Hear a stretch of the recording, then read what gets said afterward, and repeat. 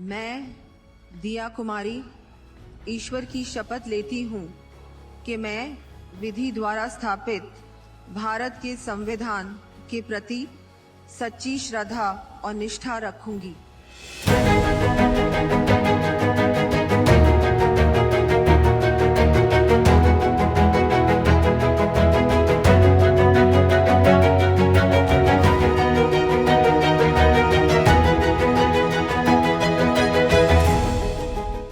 जिस महिला को राजघराने की राजकुमारी के रूप में जाना जाता था, आज वो चेहरा सियासत के उस पद पर है जिसे पाने की चाह हर किसी की होती है।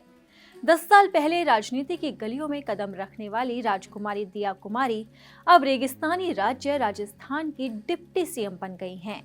अब आपके मन में ये सवाल उठना लाजमी है कि आखिरकार ये दिया कुमारी कौन है जिन्हें राज्य में इतनी बड़ी जिम्मेदारी सौंपी गई। तो आगे इस रिपोर्ट में हम आपको बताते हैं कि कैसे बीता दिया कुमारी का बचपन, कितनी संपत्ति की मालकिन है दिया कुमारी और कैसे उन्होंने राजनीति में कदम रखा। जयपुर की राजकुमारी दिया कुमारी स्वर्गीय ब्रिगेडियर भवानी सिंह और महारानी पद्मिनी देवी की बेटी हैं। उनके दादा मानसिंह II जयपुर के अंतिम महाराजा थे। आजादी के बाद इस साम्राज्य का विलय भारत में हो गया था। अपने माता पिता की इकलौती संतान होने की वजह से उन्हें काफी लाड प्यार से पाला गया था। हर किसी ने उनके नखरे उठाए। वो काफी देखरेख में पली बड़ी थी। अब बात की जाए दिया कुमारी की एजुकेशन की, तो दिया कुमारी की शुरुआती पढ़ाई दिल्ली और बाद में जयपुर से हुई। बाद में वो उच्च शिक्षा के लिए लंदन चली गई। उन्होंने 1997 में नरेंद्र सिंह से गुपचुप तरीके से कोर्ट मैरिज कर ली।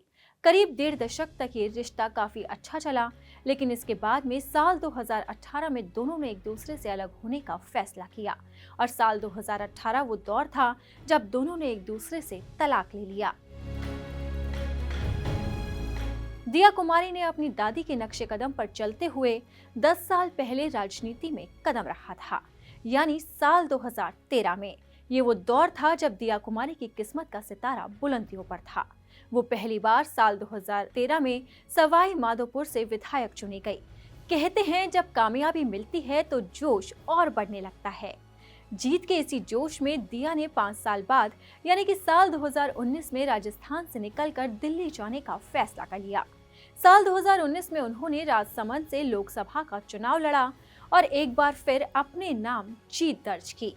अब बीजेपी ने इस साल दिया कुमारी पर भरोसा फिर जताया और उन्हें जयपुर की विद्याधर नगर सीट से विधानसभा का चुनाव लड़ा दिया।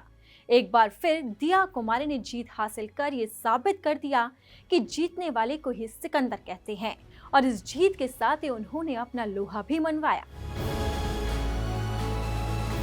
राजनीति में अपना तारा चमकाने वाली दिया कुमारी किसी एंटरप्रेन्योर से कम नहीं है। उनके नाम राजस्थान में कई व्यावसायिक उद्योग हैं। वो 2 स्कूलों, 2 ट्रस्टों और संग्रहालयों के साथ साथ होटल और गैर सरकारी संगठनों यानी कि एनजीओ का भी नेतृत्व करती हैं।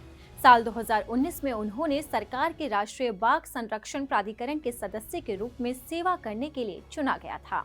दिया कुमारी ने राजघराने से लेकर राजनीति के शिखर तक का सफर तय कर लिया है। अब देखना होगा कि उप मुख्यमंत्री बनकर वो क्या नया कीर्तिमान स्थापित कर पाती हैं।